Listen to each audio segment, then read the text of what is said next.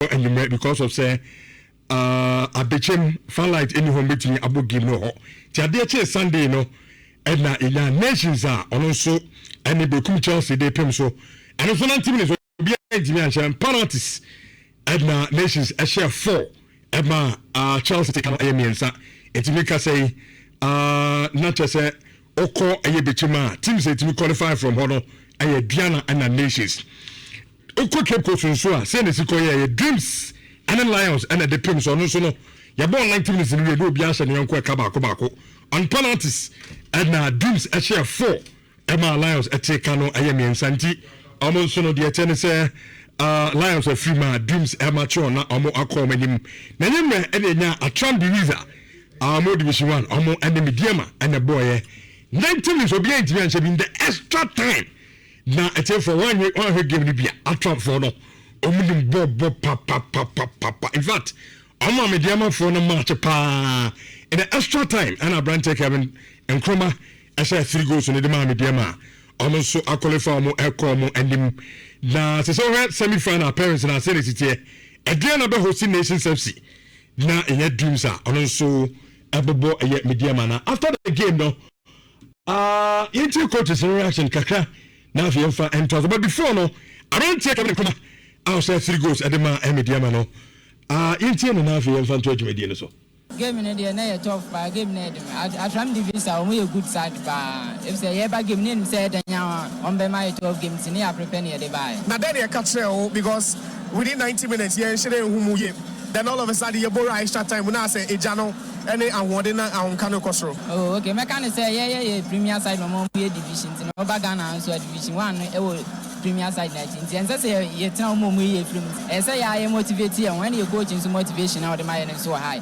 oka just say betimi you another 30 minutes into betimi and na ma ya anko down into you as dan be me coach ne yanko okay until Southampton na say 3 goals ni na de ma media in the extra time I say media man and so eko omo anim na ba so for those who lose the game into on penalties. It's very simple. It's very normal. If you play FA Cup and on penalties anyway, it's normal. I'm taking it as easy as everything because this is nothing. You think you feel your players fail to keep their concentration levels very high? Looking at the time you conceded. Yeah, that one everybody saw it because we have finished the game already and we've even pushed the last 2 boys inside to go and make sure they protect the goal. And they went there, one ball instead of them to... Okay, and coach Bashir for the say more concentrating and no ma better can game so pushy at the core air penalties or more at the from coach from performance on the nations Chelsea do free man so I ain't after say we share Chelsea a you free man. Yeah, I think it was a very good game. But FA Cup, you cannot predict sometimes. Other than that, I think we should have maybe won during the regulation time. But all the same, we expected that it's going to be difficult. So yes, the win is the most important thing for us. Yeah, sometimes it's like that. But of late, maybe we thought we have solved all those problems because our last 3 games we've scored about 6 goals. So coming into this game, we thought we were going to have the goals flowing. But all the same, yes, our opponent also played well. So it's not a game that you can say we're going to walk them. Okay, and the coach from Pomanson, Manga, after say, Oyi Chelsea free, and now this has a Chimono and Debas, and said the Nankan team, almost pick almost goes, but and one kakra say against Chelsea, almost anti-me and because our chances are almost crazy. And they said they know Mr. Bob born a fan china and but the most important thing is Omania qualification. Omo Ede Common na Omo Aquacosia a year Adriana Govi. Young MTN FA Cup result no. A surprise Okaka. And a result are not expected.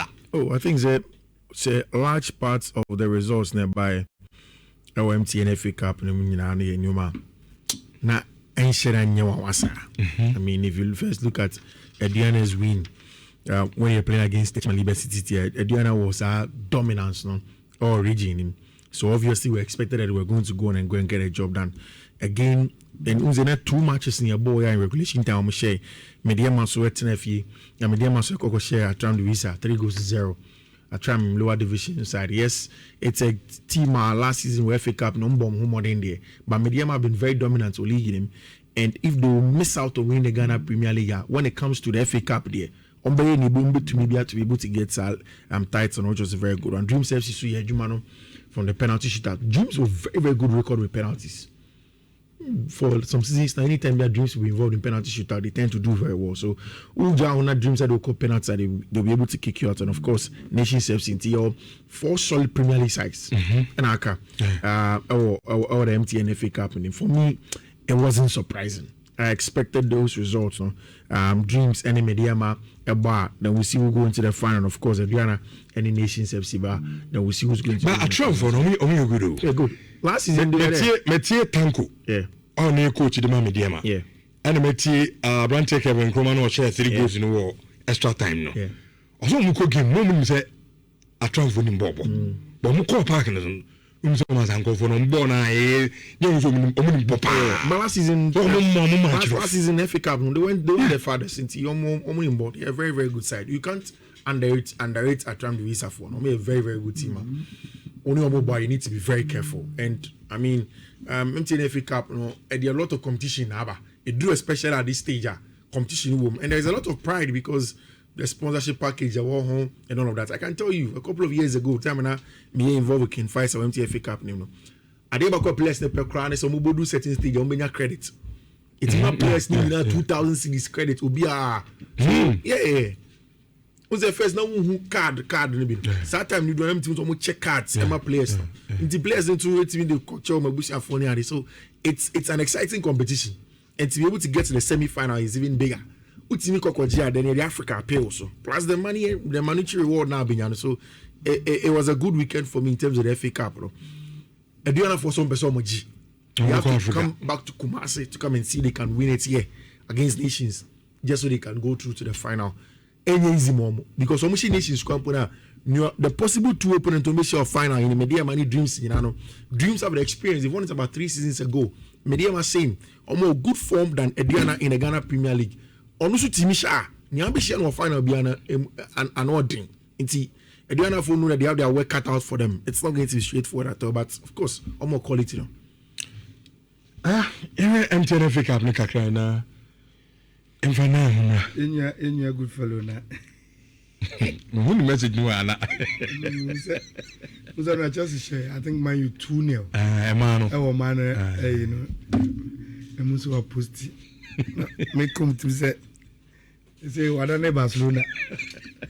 You manage Champions League. It's also turn attention to man. I was just to be a Chelsea. And they say I was telling me say I should turn my attention to Chelsea. Good fellow. Good fellow. Good morning. I hire now by over tonight. I say was it Chelsea be Champions League, you know. And you can review. You see 2,000 you na Chelsea Tuesday, you know, from Montana and be na ya koso an idea. Rich, I think that Oshe teams ni nyina na omo forma. This weekend FA Cup no. I said I'm my any upsets. And Gekano. The name you mom beshena. Yes. Probably the only game na enka share league no form no now they judge will be the Dreams Heart of Lions game. But no crano in the context of the FA Cup, Dreams is a bigger club than Lions because Dreams or GB Mpunche. And the thoughts if they go all the way on penalties na omo eyi omo Nation said the penalties eyi broken Chelsea and said that the only thing that I said this season broken Chelsea has been very, very terrible. I don't know what is happening to Kofi Yesu, but this season ni broken Chelsea no on fan cans and pan fan. So obi enhunu as elite coach ordinary two people so kwa fana. But it seems Chelsea for no so agitum say result them about blame no be. It is because they've done a lot of business with their team. But when you say players no want to do they've done a lot of business with their team. But don't say Rich, people don't care when they are judging coaches with these details. All of a sudden, Kotoko pe coach, but people have toned down on Bashir Hayford, Edin, because the Heart of Lions, you know, I do so. all of a sudden, who cares about the details? It's about the results for a coach. Bashir Hayford, you know, and then Kasa. No, but because supporters, if you say the Kasa be maybe or catch the woman. No, I'm not looking. The mess I'm gonna say. Time I know, the power Lions. Okay, people even forgot about in the Kasa. People were bold to say, "Oh, the Chamuniaman in Chamunko, the Yanko Fanembra." But I'm saying, say, and near Kotoko, Jumana Bedam, Pai, Obian say, yes, is Coach Prince Owusu is likely by 90% not going to continue. But we say, Nidi.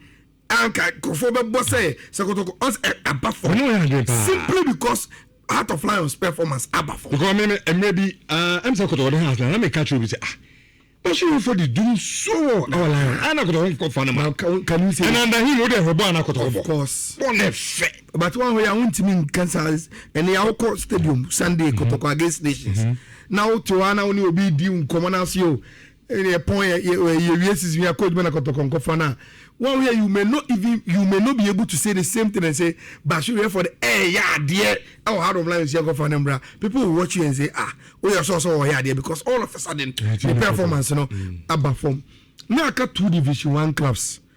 Our FA Cup in him. Atram Divisa and Techiman Liberty Youth.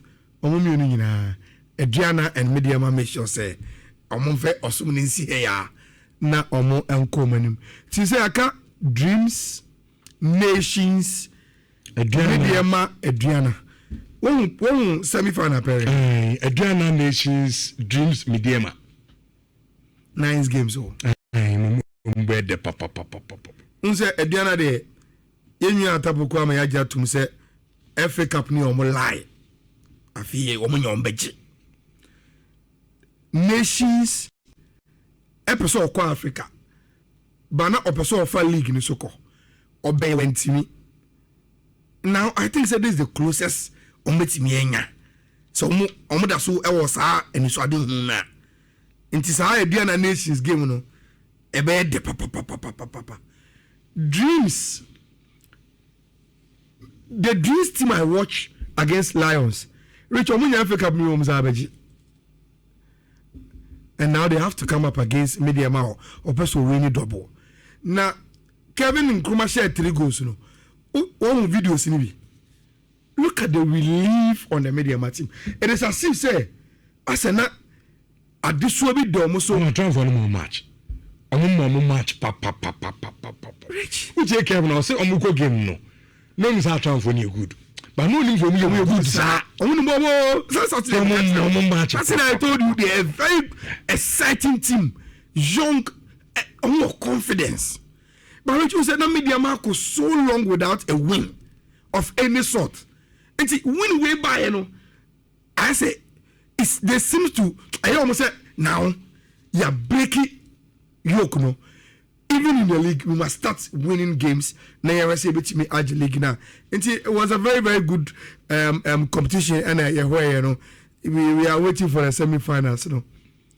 Already share the akona wo finalists be around. Edion Adriana be Nations. Sir. Adriana be Nations. Icheye Dreams near you. Icheye with that prediction. Adriana be chomo.